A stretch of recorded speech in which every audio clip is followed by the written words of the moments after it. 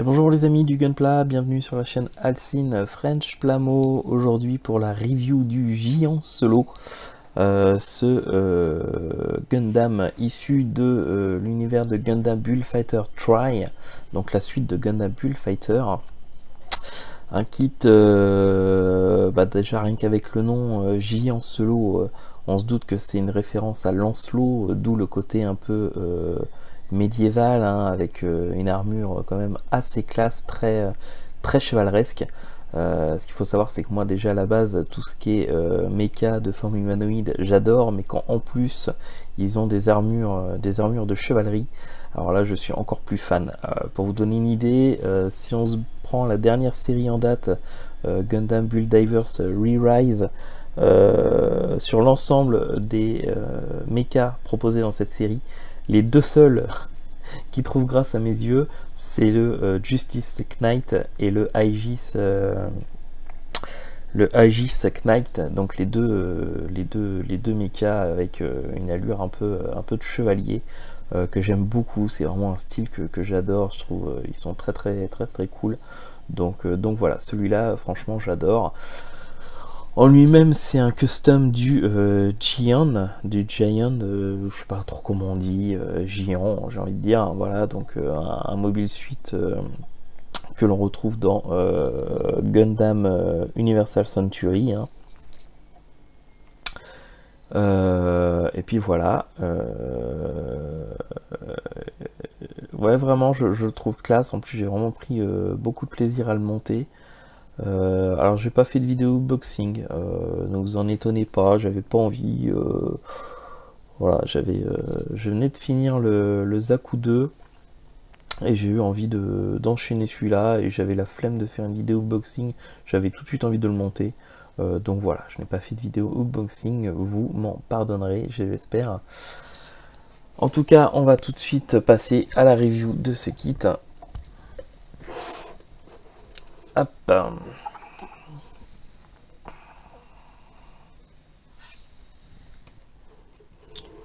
Donc je ne sais plus si je l'ai dit, hein, donc un kit sorti en août 2016 au prix de 1800 yens, soit à peu près 15-16 euros environ au Japon. Voilà. Ce kit il est fourni en ce qui le concerne avec une alternative au niveau de la lance, avec du coup les extrémités fermées et les extrémités ouvertes, et puis une seconde main avec du coup une épée. Une main qu'on peut orienter grâce à ce polycap.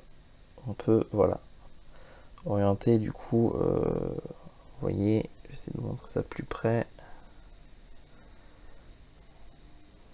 Cette partie-là permet d'orienter la main. Donc c'est pas mal. Notez qu'on peut aussi également utiliser cette main pour la lance, hein. Là, moi j'ai choisi la main normale parce que je préfère la lance dans cette position-là. Mais si on voulait qu'il porte la lance un peu comme une épée, un peu de cette façon-là, on peut tout à fait utiliser cette main-là. Voilà. À côté de ça, on va avoir pas mal d'éléments qui ne vont pas nous servir, puisque ça va être tout simplement des éléments qui sont issus du kit d'origine du Giant.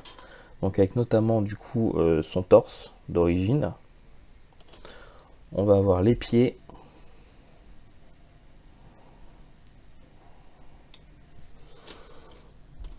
Son backpack.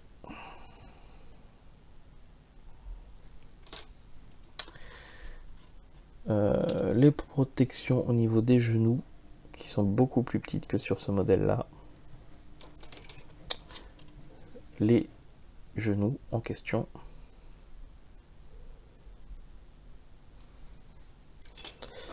Ces deux éléments-là, je ne sais pas trop à quoi ils correspondent. En tout cas, sur le Giant, je vois pas trop où est-ce qu'ils vont. Peut-être aux extrémités des épaules. Les épaules sont deux sortes de boules en fait. Alors peut-être qu'ils vont dessus. On va voir la tête du Giant avec du coup le cou qui va avec. Il manque juste du coup la petite extrémité au haut de la tête. Et puis deux petits éléments, voilà. Un petit polycap et puis un petit élément. Voilà, et puis avec ce kit, on va avoir une planche de stickers assez bien fournie hein, pour tous les éléments dorés. Voilà, bon, en ce qui me concerne, je ne vais pas l'utiliser, je vais peindre directement. Voilà, si vous suivez régulièrement mes vidéos, vous auriez sûrement retenu que j'avais parlé de ce kit il y a quelques mois, où j'avais une idée bien précise de ce que je voulais en faire. Et donc si vous avez vu cette vidéo, vous savez à peu près comment je vais m'y prendre pour le repeindre. Je vais pas le repeindre comme à mon habitude, hein.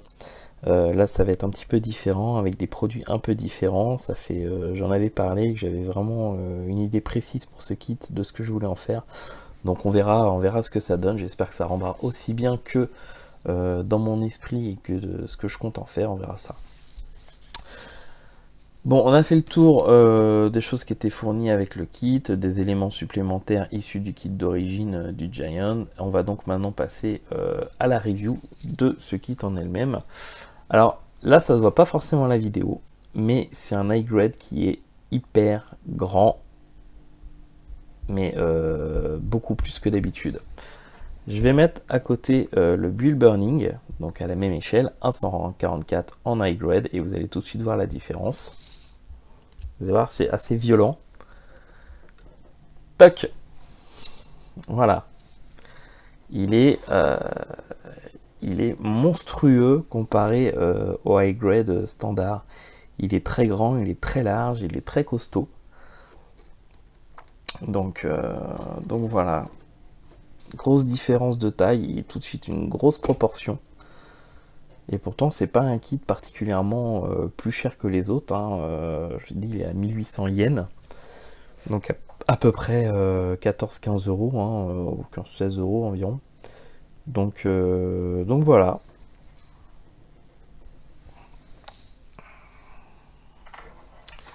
Donc un kit assez imposant.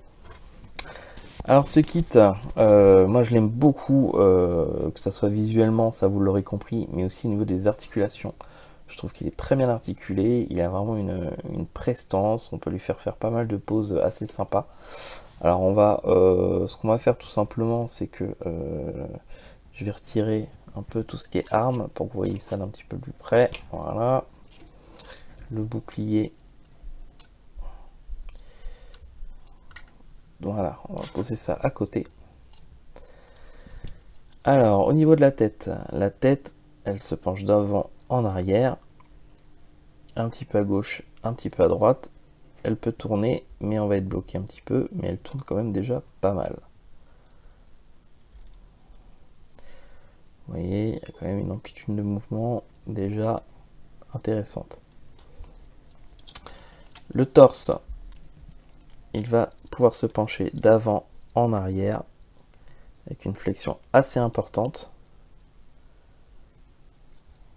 comme ceci. Donc on peut vraiment le plier pas mal. À gauche et à droite également. Au niveau des bras, on va pouvoir étendre le bras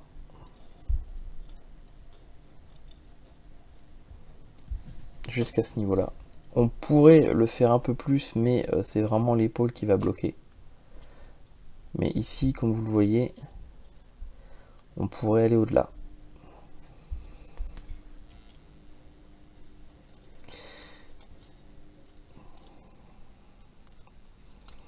Alors, hop, l'épaulette, elle peut bouger, comme ceci,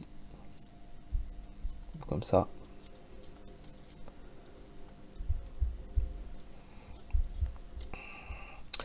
Le bras, il tourne à 360 entièrement.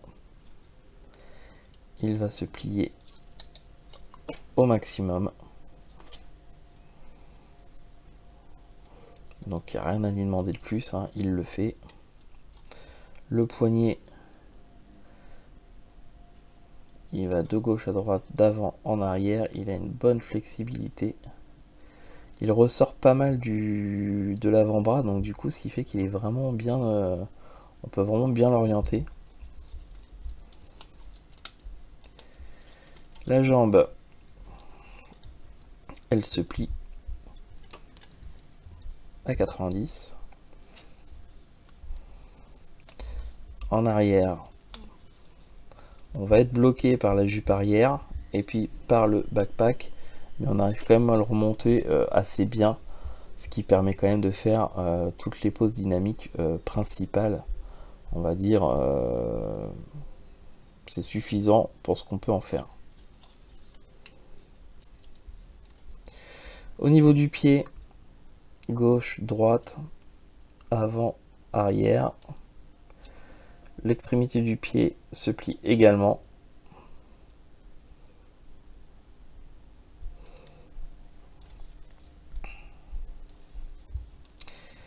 La jupe arrière, elle est mobile, hein. Chose qui n'est pas toujours le cas. Et ce qui est sympa aussi, c'est que vous avez un intérieur pour la jupe arrière. D'habitude c'est creux, hein, c'est creux ou c'est très mal fait. Là on a carrément une pièce qui comble l'intérieur. Donc on a ça pour la jupe arrière et puis également pour la jupe avant. On a ici, vous voyez, une pièce qui comble le vide à l'intérieur. Donc ça c'est franchement pas mal. C'est suffisamment rare pour le souligner. Voilà, on a fait le tour des articulations. Derrière, il a un backpack avec cette partie-là qui peut bouger, même s'il n'y a pas grand intérêt. Les éléments de sa cape, c'est pareil, on peut les bouger, que ce soit verticalement ou horizontalement. Donc c'est pas mal.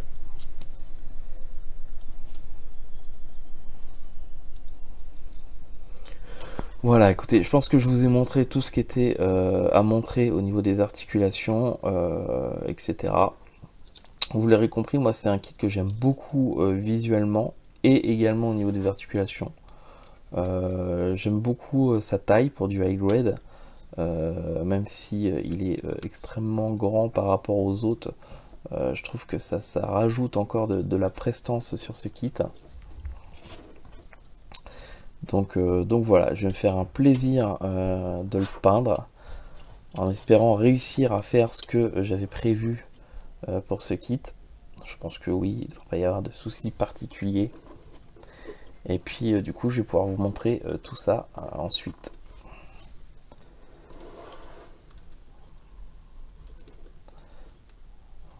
Hop. Voilà, bah écoutez, je vous dis à tout de suite avec le modèle entièrement repeint. À tout de suite. Et nous voilà de retour donc avec le modèle monté, repeint et verni. Donc voilà, le Giant Solo avec une peinture une peinture qui me change un peu de ce que je fais d'habitude, puisque là 80% de la maquette je l'ai peinte au pinceau et pas à l'aérographe, tout simplement parce que j'ai utilisé les peintures True Metal d'Aka Interactive. Donc c'est une sorte de cire en fait, qui se dilue et qui se nettoie à l'essence F.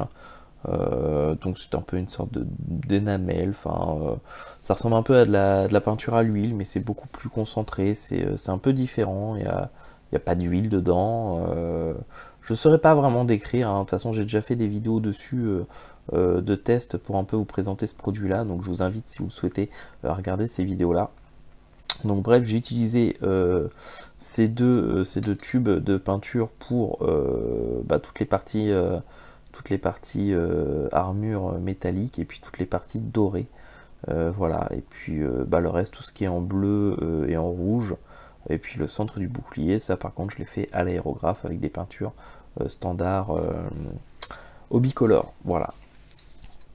Donc bah ouais, c'était sympa, j'ai bien aimé peindre ça au pinceau, hein. J'aime beaucoup la peinture au pinceau, malheureusement j'en fais pas autant que je le voudrais. Surtout que là c'est vraiment pas mal parce que ça s'applique en une seule couche direct, c'est très recouvrant, ça laisse pas de traces, enfin, c'est vraiment un pur bonheur. Donc voilà, un kit qui m'a apporté beaucoup de plaisir, j'ai trouvé qu'il était très sympa à réaliser. J'aime beaucoup l'allure finale qu'il a. Voilà, on est vraiment dans le thème chevalier, chevalerie. J'aime beaucoup. Donc voilà, on va regarder ça d'un petit peu plus près.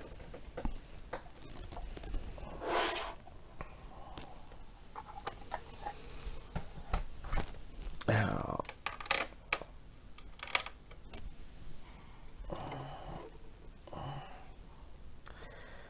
voilà, donc toute cette partie-là, AK interactive True Metal Or, et puis là, toutes les parties, voilà, armure, c'est AK interactive. Je sais plus, Iron, je crois.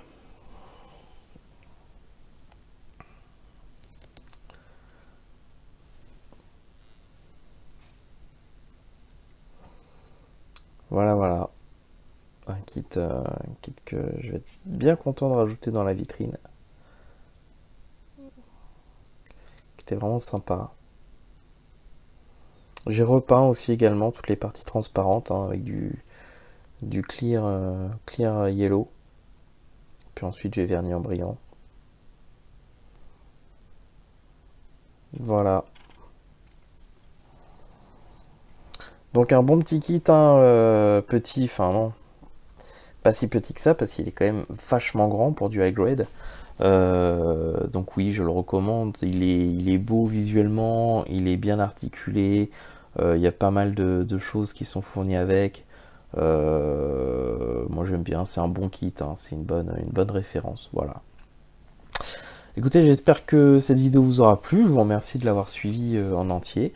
J'espère qu'elle vous a permis de vous faire votre avis sur ce kit, selon ses qualités, ses défauts. Est-ce que c'est votre style, est-ce que c'est pas votre style, comment vous le trouvez, n'hésitez pas à me le dire dans les commentaires.